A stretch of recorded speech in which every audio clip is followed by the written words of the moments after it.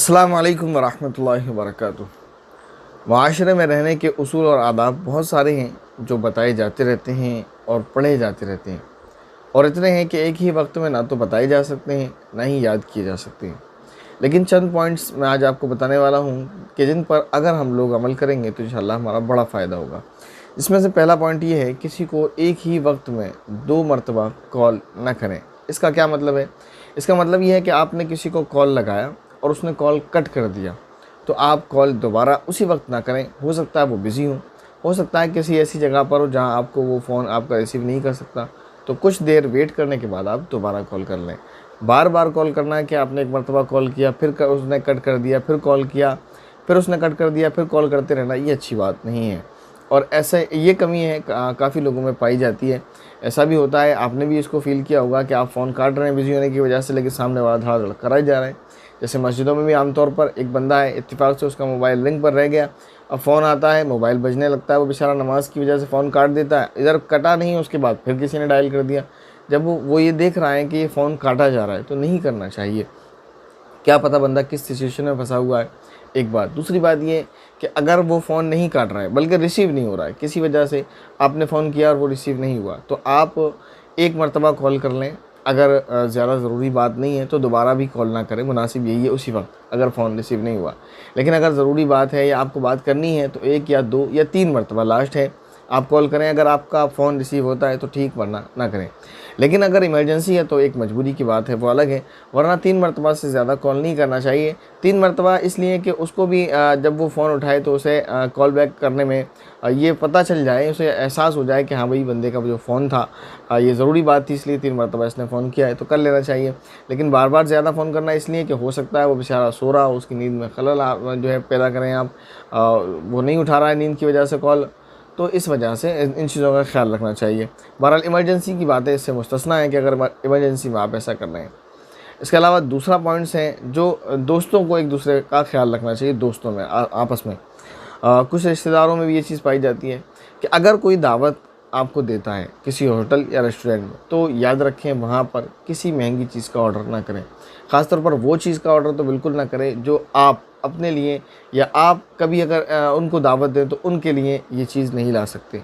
ये अच्छी बात नहीं है कि आप जब बैठे हैं और दूसरे बंदे ने आपको इनवाइट किया है, उसका आज बिल वो पे करेगा रेस्टोरेंट का और होटल का, तो आप महंगी महंगी चीज़ें ऑर्डर करें, तो ये मुनासिब बात नहीं है। वो चीज़ें ऑर्डर करें जो आपके भी बस के, यानी आपके भी ताकत के मुताबिक हों। तीसरा पॉइंट ये है, किसी से अजीब अजीब सवालात नहीं करना चाहिए।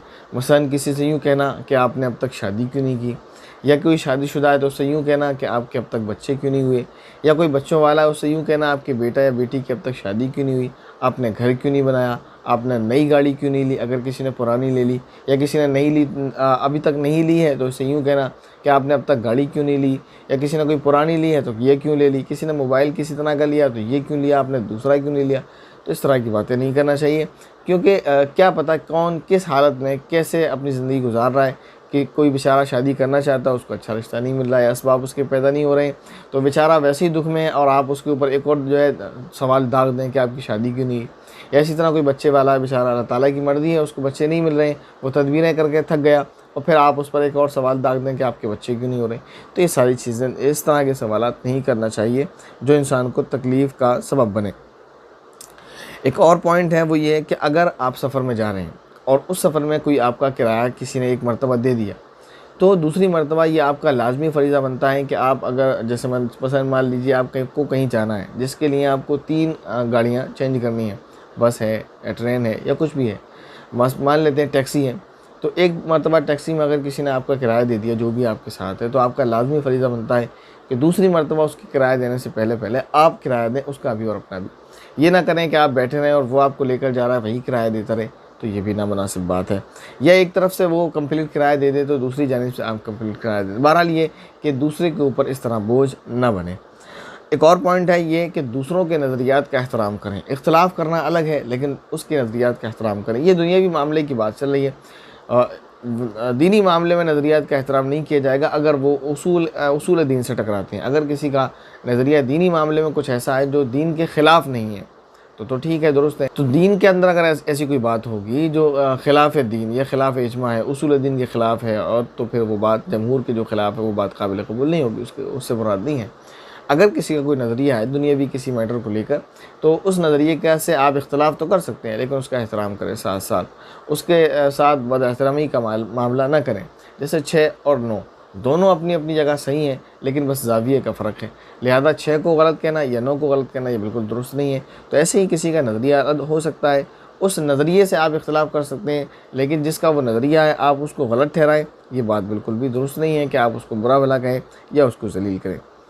एक और बात, अगर कोई बात कर रहा हो तो उसे नहीं टोकना चाहिए। जब दो लोग बात कर रहे हैं तो बीच में अपनी बात को अड़ाना ये नामुनासिब बात है। या तो अगर आपको कोई इमरजेंसी बात कहनी है या आपको बात कहकर जाना है, आपको ज़्यादा जल्दी है, तो आप परमिशन ले लें कि अगर इजाज़त हो तो बीच में आपकी बात को रोक कर मैं कुछ कहना चाहता हूँ, ये तो आप कर सकते हैं। दो लोगों की बात चल रही है, आप डायरेक्ट बीच में कूद पड़े, अपनी बात रखने लगे, ये नामुनासिब है। पहले उनसे परमिशन ले लें किसी भी तरीके से, इस तरीके से नहीं तो उस तरीके से, उनका नाम लेकर, जब वो उनको नाम लेकर पुकारें, जब वो सुन लें तो मैं कुछ कहना चाहता हूँ कह दूँ, या फिर आप बताएं और थोड़ा रुक कर कह दूँ। बहरहाल ये कि एकदम डायरेक्ट बीच में दो लोग जब बात कर रहे हैं वहाँ कूद पड़ना और अपनी बात पेश कर देना, ये नामुनासिब बात है। अगर आपने दोस्तों में किसी का कभी मजाक बनाया, किसी के साथ उसको परेशान किया और उसको वो अच्छा नहीं लगा, उसने वो अच्छा फील नहीं किया, तो दोबारा उसके साथ ऐसी हरकत ना करें। और आजकल फ्रेंड सर्कल में ये बहुत चल रहा है, चाहे वो लड़कियों का या लड़कों का ग्रुप हो, एक दूसरे से मजाक करते हैं, वो उसको पसंद नहीं करता फिर भी मजाक कर रहे होते हैं। बाज़ मरतबा इसका नतीजा बहुत बुरा निकलता है कि जिसके साथ मजाक हो रहा होता है वो बर्दाश्त नहीं करता है, तो इसका नतीजा ये निकलता है या तो कभी कभी वो परेशान होकर बेचारा खुद गलत कदम उठाता है और अपने आप को नुकसान पहुँचाता है, या फिर मजाक करने वाले को गलत कदम उठाकर नुकसान पहुँचा देता है। इसके अलावा अगर किसी की आप तारीफ़ करना चाहते हैं और करते हैं, करना चाहिए तो सरेआम करना चाहिए। ये बेहतर है कि एक बंदे की तारीफ़ ये नहीं कि आप 1-2 लोगों में करें, अगर वो तारीफ़ के काबिल है तो उसकी तारीफ़ कई लोगों में करें ताकि उसकी हौसला अफजाई भी हो। दूसरा ये कि अगर आपको किसी पर तनकीद करना है, किसी को नसीहत करना है, किसी को डांटना है, चाहे आपसे छोटा हो या आपके बराबर का हो, कोशिश ये करें कि लोगों के सामने ही बिल्कुल ना हो, तन्हाई में या अकेले, या कम से कम लोगों के सामने हो। ये लोगों के सामने उसको जलील करना, डांटना, नसीहत करना, ये नुकसानदेह साबित होता है, फ़ायदेमंद साबित नहीं होता। इसके बाद ये है, किसी ने अगर सोशल मीडिया पर अपना कोई फ़ोटो अपलोड किया है, पिक है उसने जो क्या चल रहा है, तो उस पर लोग तबसरे करते हैं। उस पर अगर आप अच्छा तबसरा नहीं करना चाहते बिल्कुल ना करें। और ये मसला नहीं है कि फ़ोटोज़ का अपलोड करना जायज़ है ना जायज़ है, उसका कोई बात ही नहीं है। फ़िलहाल ये है कि किसी ने कोई फ़ोटो अपलोड किया, चाहे वो इंस्टा पर हो या फेसबुक पर या किसी और जगह पर, वहाँ जाकर आप ऐसा कमेंट करें जो उसको तकलीफ़ का सबब बने। उसके रंग पर कमेंट करना, उसके नाक नक्शे पर कमेंट करना, उसके ऊपर ऐसा कमेंट करना जो उसको तकलीफ़ दे, तो नहीं करना चाहिए। अगर आप अच्छा कमेंट नहीं कर सकते तो बुरा कमेंट भी बिल्कुल ना करें, और ज़रूरत भी नहीं है कि आप अच्छा भी कमेंट करें। अगर आपसे कोई किसी डॉक्टर का एड्रेस पूछे कि मुझे फ़लाँ डॉक्टर के पास जाना है, तो इस टाइप का डॉक्टर कहाँ मिलेगा, या तो आदमी इस तरह पूछता है, या पूछता है कि इन डॉक्टर के पास मुझे जाना है, ये कहाँ मिलेंगे, इनका एड्रेस कहाँ है, इनका क्लिनिक कहाँ है, इनका हॉस्पिटल कहाँ है। तो आप उसको सिर्फ एड्रेस बताएं, ये ना पूछें कि क्या मर्ज़ है, आपको क्यों मिलना है, क्या बीमारी है, बल्कि अगर आप हैं तो उसके लिए शिफा करें, आपको उसका एड्रेस बता दें, साथ ही ये दुआ करें कि अल्लाह आपको शिफा फरमाए। ये पूछकर उसको तकलीफ़ देना कि आपको क्या बीमारी है, ये नामुनासिब बात है। हो सकता है उसको कोई ऐसी तकलीफ़ हो जो वो आपको बताना ना चाहता हो या आपको बताना ना चाहती हो, तो इस तरह के सवाल बिल्कुल भी नहीं करना चाहिए। अगर आप किसी कंपनी में काम करते हैं तो वहाँ काम करने वाले सफाई कर्मचारी को भी वही इज़्ज़त दें जो आप अपनी कंपनी के मैनेजर या ऑनर को देते हैं, क्योंकि वो भी एक इंसान है और उसकी भी सेल्फ रिस्पेक्ट है और उसकी भी इज़्ज़त नफ्स है, वो भी इज़्ज़त का ख्वाहिशमंद है, वो भी चाहता है कि उसकी इज़्ज़त की जाए, और वो भी इंसान है, लिहाजा उसकी भी इज़्ज़त की जानी चाहिए। किसी से कभी भी उसकी तनख्वाह के बारे में नहीं पूछना चाहिए। ये नामुनासिब बात है जो हमारे माशरे में बहुत ज़्यादा पाई जा रही है।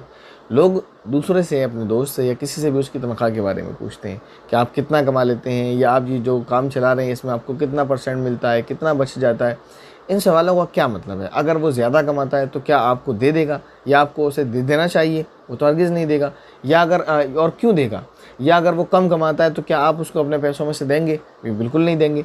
तो इस तरह के सवालात नहीं करना चाहिए, फिर इससे जो है लोगों में दूरियों का सबब बनता है। आप उससे तनख्वाह पूछ रहे हैं, वो नहीं बताना चाह रहा है, तो ये उसकी निजी ज़िंदगी का मामला है, आप उससे तनख्वाह क्यों पूछ रहे हैं? उसकी तनख्वाह ज़्यादा होकर आपका फ़ायदा नहीं, उसकी तनख्वाह कम होकर आपका कोई नुकसान नहीं। तो लिहाजा इस तरह के सवालात बिल्कुल भी नहीं करना चाहिए जो आपस में दूरी का सबब बने।